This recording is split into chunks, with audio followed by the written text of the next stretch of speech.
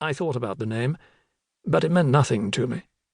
Then I caught the desk clerk watching me with a puzzled look and said quickly, Yes, I'll look forward to meeting Mr. Brodsky in good time. If only the manager were here, sir. Please don't worry. Now, if that's all, I'd very much appreciate— Of course, sir. You must be very tired after such a long journey. Here's your key. Gustav, over there, will show you to your room. I looked behind me and saw that an elderly porter was waiting across the lobby. He was standing in front of the open elevator, staring into its interior with a preoccupied air. He gave a start as I came walking up to him. He then picked up my suitcases and hurried into the elevator after me. As we began our ascent, the elderly porter continued to hold on to both suitcases, and I could see him growing red with the effort. The cases were both very heavy, and a serious concern that he might pass out before me led me to say, You know, you really ought to put those down. I'm glad you mention it, sir, he said, and his voice betrayed surprisingly little of the physical effort he was expending.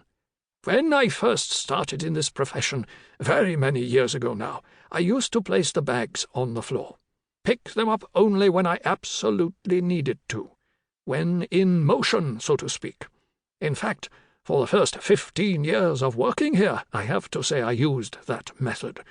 It's one that many of the younger porters in this town still employ, but you won't find me doing anything of that sort now. Besides, sir, we're not going up far. We continued our ascent in silence. Then I said, So you've worked in this hotel for some time? 27 years now, sir. I've seen plenty here in that time. But of course, this hotel was standing long before I ever got here. Frederick the Great is believed to have stayed a night here in the 18th century, and by all accounts it was a long-established inn even then. Oh yes, there have been events here of great historic interest over the years. Some time, when you're not so tired, sir, I'd be happy to relate a few of these things to you. But you were telling me, I said, why you consider it a mistake to place luggage on the floor. Ah, yes, the porter said. Now that's an interesting point. You see, sir, as you can imagine, in a town of this sort, there are many hotels.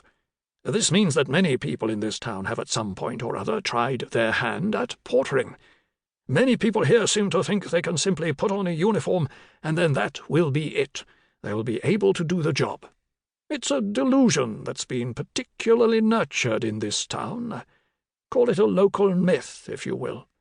And I'll readily confess there was a time when I unthinkingly subscribed to it myself. Then once, it was many years ago now, my wife and I took a short holiday. We went to Switzerland, to Lucerne. My wife has passed away now, sir, but whenever I think of her I remember our short holiday. It's very beautiful there by the lake. No doubt you know it. We took some lovely boat rides after breakfast. Well, to return to my point, during that holiday I observed that people in that town didn't make the same sorts of assumptions about their porters as people here do. How can I put it, sir?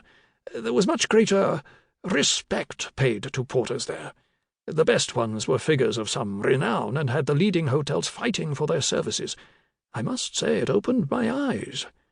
But in this town, well, there's been this idea for many, many years. In fact, there are days when I wonder if it can ever be eradicated. Now, I'm not saying people here are in any way rude to us. Far from it. I've always been treated with politeness and consideration here. But, you see, sir, there's always this idea that anyone could do this job if they took it into their heads, if the fancy just took them. I suppose it's because everyone in this town at some point has had the experience of carrying luggage from place to place. Because they've done that, they assume being a hotel porter is just an extension of it.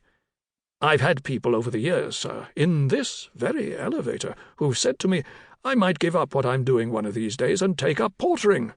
Oh, yes. Well, sir, one day, it wasn't long after our short holiday in Lucerne, I had one of our leading city councillors say more or less those exact words to me. I'd like to do that one of these days, he said to me.